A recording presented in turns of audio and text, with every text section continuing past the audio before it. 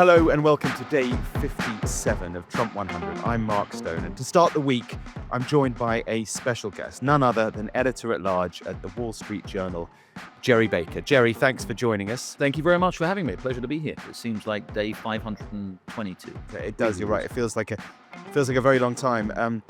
The last time you and I saw each other was on election night. That was a long night, 12 hours on air It was. for us both. It feels like a long and consequential night, I think we can agree. Look, Gerry, why don't you introduce yourself to our viewers and listeners? Thank you. Yeah, well, I'm Gerry Baker, as you said. I'm editor-at-large of the Wall Street Journal. That means essentially, really, I write columns and commentary for the Wall Street Journal. That's kind of my day job. I also host my own podcast. And as you said, also kindly said, I write a weekly column for the Times. I used to be the editor-in-chief of the Wall Street Journal until 2019. Before that, I was the deputy editor.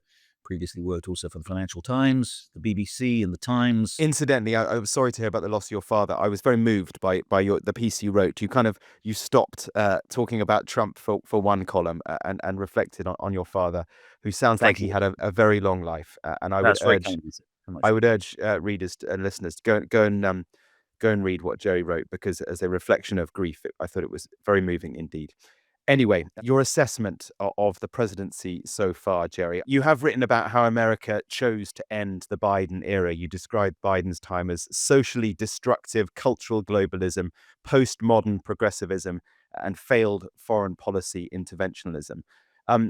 But in order to get out of that, America has chosen for this revolution Donald Trump. So, how many weeks in we are, do you think he's an arsonist or a pragmatist? I think the way to see the first extraordinary, frenetic 8 weeks or whatever it is of this administration is to think of primarily of the things that Donald Trump, I think, was elected to do. And I think those have been, on the whole, welcome probably by most Americans. And he's been very unquestionably effective. In his first 10 days, he probably did more than most presidents do in their first 100 days. And by that, I mean, he's focused on those issues: immigration, shutting down the border, essentially beginning the deportation of illegal migrants. That's very popular. It's partly what he was elected to do. Tackling the size of the government.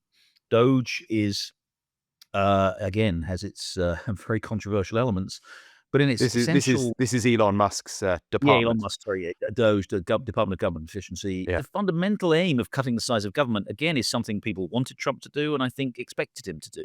I think you then have rolling back, if you like, the green stuff that Joe Biden was associated with, and really, drill baby drill, and developing America's enormous energy resources, and doing that very effectively. Rolling back the woke stuff, and identifying, acknowledging that there is a difference between men and women, and stopping men from playing transgender women from playing in girls' sports. All overwhelmingly popular, all very important, all the things he campaigned on. I think, so those things, I think, have been effective. Then there's a separate category of things where I think Trump is both misinterpreting his mandate, or just frankly ignoring his mandate, and also, so far at least, producing outcomes that are not desirable. The first of those is obviously this tariff plan that he's been pursuing. Not just the tariffs themselves, but the kind of back and forth nature. They're on one day, they're off the next, they're on again. This is frankly lunatic economic management, and I think it's going to do damage to the economy and also to Trump's own prospects. And then the other thing, which I think is also a kind of an unnecessary self-inflicted wound, and not just self-inflicted, but inflicted on the rest of the world, is his approach to Ukraine. But I think he's kind of alarmed people by how far he has gone in being essentially expressing pro-Russian sentiments. It's very much a tale of two halves, if you like. I mean, I think he's pursuing policies that the American people voted him to pursue, but I think he's also doing things that could do enormous damage to the country and actually will not be popular. Gerry, has he surprised you with the speed with which he's moved, and some of the action he's taken? I'm thinking specifically about Ukraine. Yeah, I think we shouldn't be surprised. There's the famous line that somebody wrote back in 2016 about Donald Trump, which is the most perceptive line, I think, certainly at the time and for much of the time since, which is that, kind of his political opponents take him literally but not seriously, and his supporters take him seriously, but not literally. The people, especially on the left and a lot of the media, didn't really take Donald Trump seriously. We are now in the position, I think, though, where, perhaps, we should have learned to take Donald Trump a little more literally in a lot of the things that he said during the campaign or during the last few years. I haven't really been surprised that Donald Trump has, one, tried to end the war in a fundamentally pro-Russian way, if you like. I'm sort of simplifying horribly, but I think the fact that he's put all of the pressure on Ukraine to end the war and none on Russia shouldn't be a surprise. He's never, ever, ever given any indication whatsoever that he thinks anything other than of Vladimir Putin, that he's, that he's a friend, a partner. He likes him, he admires him, and also, by the way, all the history that he has with Volodymyr Zelensky suggests that he despises him, and that also that he generally admires power and strong men and all of that. So we shouldn't be surprised that he's done that with Putin. The same with NATO, Mark. I mean, Trump has been consistently highly critical of NATO. So I think, again, perhaps some of the actual, instantiations of this of this enmity that he has towards Western Europe have been a little bit shocking. But I don't think we should really be surprised at all that this is where his sentiments are and where he wants to take foreign policy. It seems to me that that old adage that you referenced there, seriously but not literally. It seems to me that in this second iteration of Trump, I guess the improbability of his return, his comeback has been so extraordinary that he now has such supreme confidence. It's kind of the case now that you sort of have to take him literally and seriously. Right. He really, some of the stuff that we would never have had on our bingo cards a few weeks ago that is now happening. It's pretty extraordinary stuff. Annexing Greenland, Canada, 51st state, Zelensky, the dictator, Ukraine started the war, deporting Palestinians, buying Gaza. I mean, how much of that did you have on your bingo card? Again, I mean, the seriously, literally problem remains a challenge. Does he really, really intend for Canada to be the 51st state? I still, maybe, I stand to be proven horribly wrong as, the 82nd Airborne starts, seizing key parts of Toronto in the next 48 hours or whatever. But I still think that's not going to happen. Okay, I still think he's not going to even seize Greenland with its 25,000 people, let alone Canada with its tens of millions of people. I think he does see, the world, a world of great powers. He does not believe at all in the kind of liberal international order in which, countries play by certain rules, but we still generally believe that there is a rules-based international system animated by ideas of sort of sovereignty and justice and fairness and all of this kind of stuff. He doesn't believe in that. Doesn't believe in that at all. He believes in power, raw power. Or a more malevolent way of putting it, if you like, someone's put it quite well, is that it's a bit like kind of a mafia boss, right? I mean, he controls his family.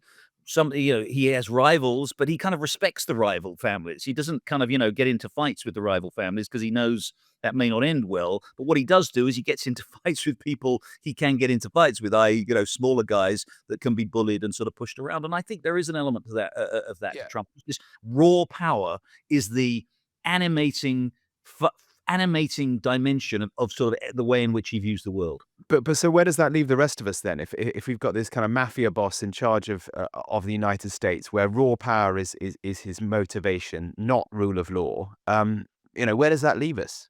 Europe has been kind of living an illusion for the last 20, 30 years, which is that it didn't need any military power. The world was peaceful. A famous American historian wrote a book 20 years ago, subtitle of which was, Europe, Americans are from Mars, Europeans are from Venus. And I think that idea that we lived in this world of comity where war was a thing of the past and everybody would get by and we'd all play by international rules, it was a nice kind of brief interlude from history that we did enjoy for perhaps 10 or 20 years. But I think Europeans have been living in that deluded sort of fantasy world for a long time. And, set aside what you think about Trump's rhetoric and behavior, that is a reality. And I think the Europeans are starting now, finally, to come to terms with this. And the sort of shock therapy that Trump is providing, intentionally or otherwise, is having the effect that it needs to have. I said a moment ago that you are not you don't have an existential view or didn't have an existential view of Trump. But given what you've just said, have you changed that view over the past few weeks? I mean, do you still think Trump is better for America and better for the world than the Biden years? I don't know, honestly. This international approach, this, I wrote a column last week asking, sort of in the Wall Street Journal, asking sort of when kind of serious-minded Republicans were going to develop a spine and stand up to some of this stuff. This constant sort of trashing of neighbors and partners and allies like Canada, or indeed like Western Europe, but to treat Western Europe, to treat Canada in this way, to treat European countries who, for whatever their flaws, are much more closely aligned with US values and interests, to treat them like that and sort of somehow to embrace the authoritarian, to claim that Volodymyr Zelensky, that Ukraine started the war against Russia and that he somehow is responsible for the carnage there. That I mean, that goes much further than even I thought would happen. It's doing real damage to America. That I think in the end, again, forget the kind of almost, if we can, the sort of moral dimension to this, and so the repugnance of some of the language. Tariffs like this, proposing tariffs and implementing tariffs and damage and starting a trade war like this is not in this country's interest. um, Siding with Russia fundamentally in the end and undermining NATO, even if NATO is, living on borrowed time, is not in America's interest. Yes, he has gone further in a way that on these strategic issues and international economic issues that I think are harming America. So yeah, while I still think that the Biden years were pretty awful in terms of what was what they promoted and what the kind of the ideals that they were associated with. I do worry that Trump is in the process of also really weakening America in the world, because in the end, in America that doesn't have any friends other than maybe Vladimir Putin and Xi Jinping is not going to be a I, powerful. It's not going to be a powerful country. I was reflecting on our election night show earlier on, and I remember you characterized the mood in the studio at one point as being akin to a wake. Yeah, I think funereal. Yeah, yeah. um, I think it was more a vibe of circumspection against your bullishness, to be honest. But you were bullish about Trump 2.0. You seem to think it was gonna be fine, and yet what you've just said makes me think there have been moments over the past few weeks where you have quietly gone, "Oh my goodness, I did not expect this. This is not the way I thought it was gonna go."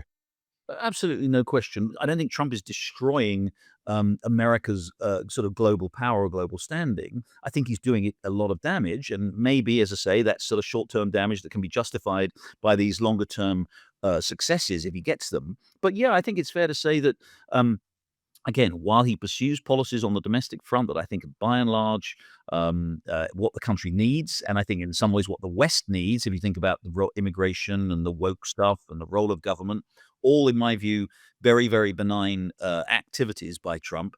If he does that, great. And if he can also somehow secure American power while without betraying, countries who have supported America, also good. But I'm certain it's fair to say that I'm more doubtful on the second part of that than I was 6 months ago. Which member of the White House cast of Trump's team has most surprised you, would you say?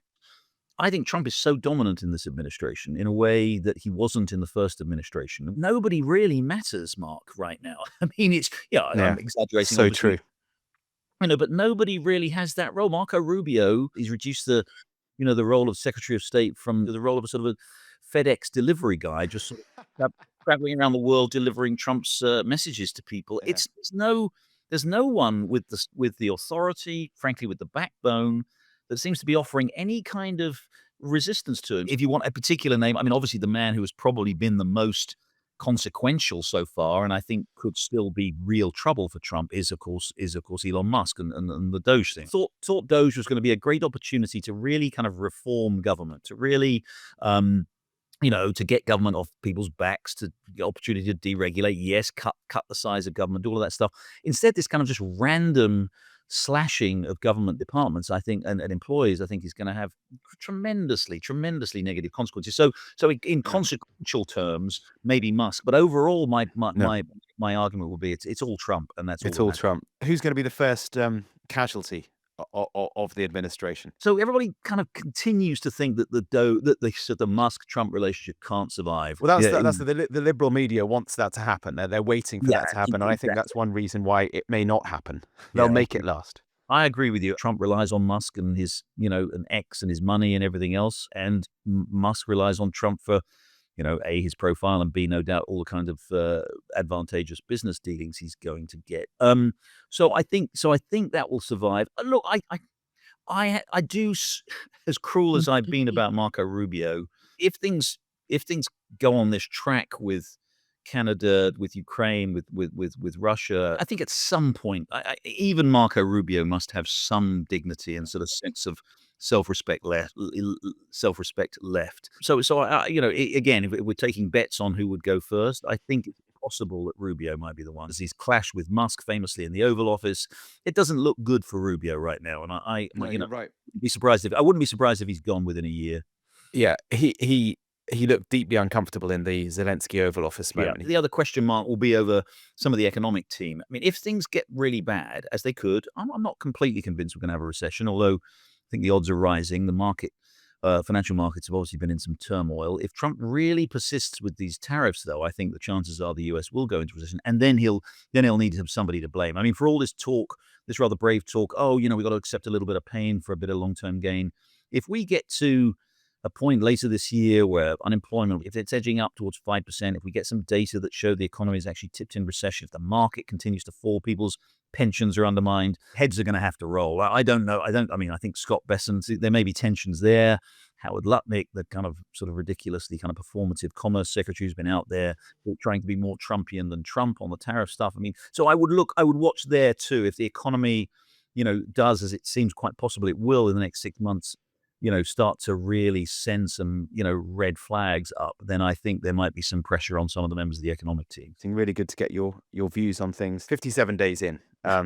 What a ride it has been so far. Thanks so much, Jerry. Thank you, Mark. Thanks for having me. Well, that's all for day 57 of Trump 100. Thank you very much for listening. Thanks, too, for sending us your questions for yesterday's Q&A episode. It was a lot of fun, and we enjoy answering your questions. So send them through the course of the week, trump100@sky.uk, and we'll do another episode at the weekend. Big week ahead. Of course, focus will be on Ukraine, Yemen as well. That was the surprise over the weekend, Trump ordering what may well be a sustained period of attacks against Houthi rebels in Yemen. That certainly doesn't fit with his America first approach. Or does it? We'll be delving into that over the course of the week. Do make sure you follow our feed too, so you never miss an episode. Thanks for joining us, and we'll be back tomorrow for day 58 of Trump 100. Bye-bye for now.